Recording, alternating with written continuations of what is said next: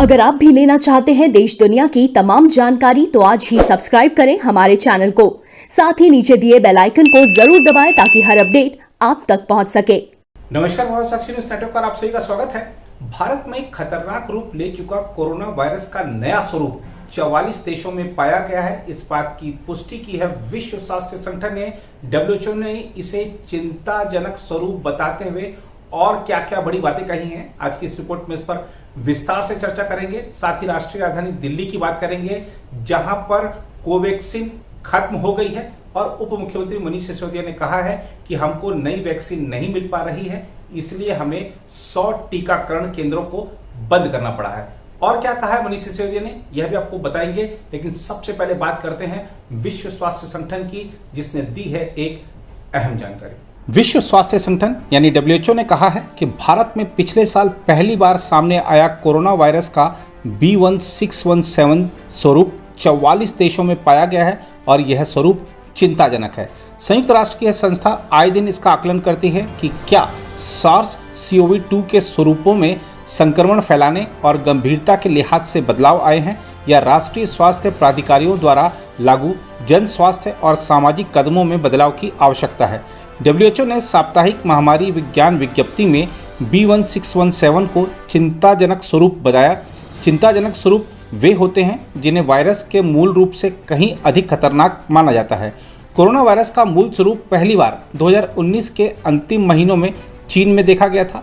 किसी भी स्वरूप से पैदा होने वाले खतरे में संक्रमण फैलाने की अधिक आशंका, ज़्यादा घातकता और टीकों से अधिक प्रतिरोध होता है। WHO ने कहा कि B1617 में संक्रमण फैलने की दर अधिक है। WHO ने कहा प्रारंभिक सबूत से पता चलता है कि इस स्वरूप में कोविड-19 के इलाज में इस्तेमाल मोनोक्लोनल एंटीबॉडी बामलैनिविमेब की प्रभाव क्षमता घट जाती है। कोविड-19 का B1617 स्वरूप सबसे पहले भारत में अक्टूबर 2020 में देखा गया। भारत में कोविड-19 के बढ़ते मामलों और मौतों ने इस स्वरूप की भूमिका को लेकर सवाल खड़े करती हैं। WHO द्वारा भारत में स्थिति के हालिया आकलन में भारत में कोविड-19 के मामले फिर से बढ़ने और तेज होने में कई कारकों का योगदान होने की आशंका जताई गई है। इनमें SARS-CoV-2 स्वरूपों के संभावित रूप से संक्रमण फैलाने, धार्मिक और राजनीतिक कार्यक्रम, जन स्वास्थ्य और सामाजिक कदमों का पालन कम होना शामिल है। उधर दिल्ली के उप मुख्यमंत्री मनीष सिसोदिया ने कहा है कि भारत बायोटेक ने दिल्ली सरकार को सूचित किया है कि वह राष्ट्रीय राजधानी को कोवैक्सीन की अतिरिक्त खुराकें नहीं उपलब्ध करा सकता है। उन्होंने कहा कि दिल्ली में कोवैक्सीन का भंडार समाप्त हो गया है और नतीजतन 17 स्कूलों में बनाए गए करीब 100 टीकाकरण केंद्रों को बंद करना पड़ा है। दिल्ली के सब लोगों को वैक्सीन लगाने के लिए दिल्ली सरकार ने 1,34,00,000 वैक्सीन की डिमांड की थी। ये मैं पहले बता चुका हूं। 67 लाख वैक्सीन हमने कोविशील्ड से मांगी थी और 67 लाख वैक्सीन हमने कोवैक्सीन से मांगी थी। कोवैक्सीन ने कल हमें चिट्ठी लिखी है।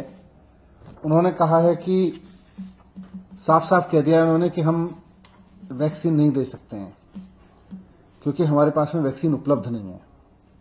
उन्होंने अपनी चिट्ठी में लिखा है कि we are making dispatches as per the directives of concerned government officials, यानी कि हम कंसर्न्ड गवर्नमेंट ऑफिशियल्स के कहने पर डिस्पैचेस कर रहे हैं, राज्यों को वैक्सीन दे रहे हैं। जाहिर सी बात है ये कंसर्न्ड गवर्नमेंट ऑफिशियल्स तो सेंट्रल गवर्नमेंट के ऑफिसर्स होंगे।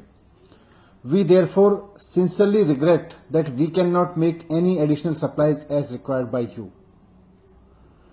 तो वो कह रहे हैं कि हम आपको अब उससे ज्यादा वैक्सीन दे ही नहीं सकते जितनी हमें कंसर्न्ड गवर्नमेंट ऑफिशियल्स मतलब केंद्र सरकार कह रही है। हमारे पास में जितने भी रिजर्व था, जितना भी स्टॉक आया था वो खत्म हो गया है और हमारे पास इस वक्त कोविशील्ड के जितने सेंटर्स थे वो चल रहे हैं, लेकिन कोवैक्सीन के सेंटर्स हमें बंद करने पड़े हैं।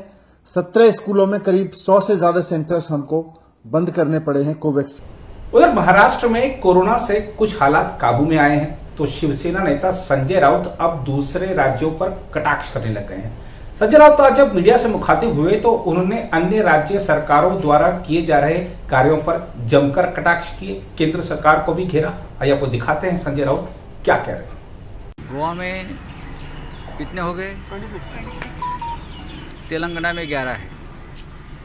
चेन्नई में भी इतने ही हो गए ऑक्सीजन की कमी की वजह से। उत्तर प्रदेश में यही चल रहा है। बिहार की भी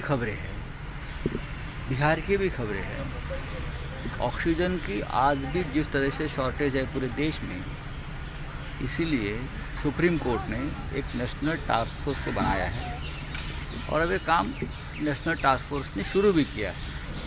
लेकिन बीच में जो लोगों की जानें जा रही है वो बहुत ही चिंता की और गंभीर विषय है। ऑक्सीजन की बात अगर करें तो महाराष्ट्र में भी कुछ दिनों तक ऑक्सीजन की शॉर्टेज थी, लेकिन सरकार ने बहुत कंट्रोल कर लिया। अब वहाँ की सरकारें क्या कर रही है मुझे मालूम नहीं, इसलिए नेशनल टास्क फोर्स जो बनाया है सुप्रीम कोर्ट ने, उसको ज़्यादा मेहनत करनी पड़ेगी। जिस तरह से गंगा से लाशें बहकर पटना तक पहुँच गई है, ये चित्र बहुत ही भयावह और डरावना है। देश किस स्थिति से गुजर रहा है उसका ये एक बहुत ही भयंकर चित्र हमारे सामने आया है। और आज भी हमारे सरकार से, केंद्र सरकार से और राज्यों से कहना है, कुछ भी बात हो, अगर आपके पास कोई कमी है तो छुपाने की कोशिश मत करिए।